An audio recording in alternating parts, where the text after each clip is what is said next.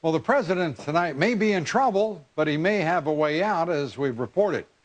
But we do know this: he's been singularly unsuccessful in spurring our economy to create jobs and create new businesses. His foreign policy is obviously in shambles, and he's set to go on national television tomorrow night to persuade Congress to allow him to unilaterally attack a sovereign nation.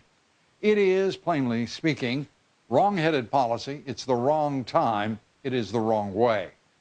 Mr. Obama is going before the American people as a lame duck president who's quickly losing significant measures of his credibility, respect, and relevance around the world.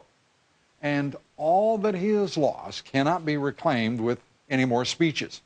Is now a lame duck, I doubt it can be reclaimed at all, frankly. And we've been warning of the president's new status for several months. We've got to put Libya here as, I think, an indication he's a lame duck. Egypt as well. Syria, immigration, without a question. He's a lame duck. Two issues where the president is relevant.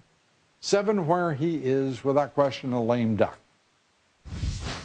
That was our Chalk Talk a month and a half ago, where I laid out exactly how irrelevant and ineffective this president has become. And the national liberal media has now been forced to acknowledge that the president's second term may well be a lost cause. This from an NBC News article today, quote, "Obama legacy on the line as Syria vote looms." And Politico has a piece entitled, quote, "President Obama's last best hope." They report that Barack Obama's presidency now depends on the outcome of the Syrian vote in Congress. And how does that vote look? Well, we're going to take a look at that.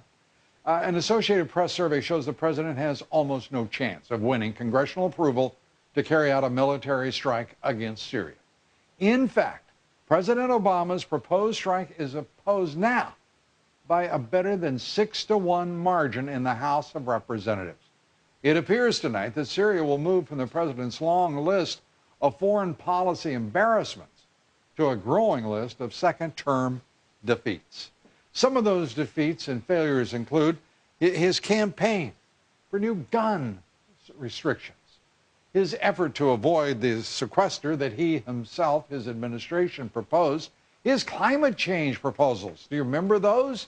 And his economic plan that never really gained any traction at all, nor did it find jobs for millions of Americans. His so-called charm offensive to improve weak relationships with lawmakers in both parties, well, that was charming, wasn't it? And the stunning unraveling of the so-called reset with Russia.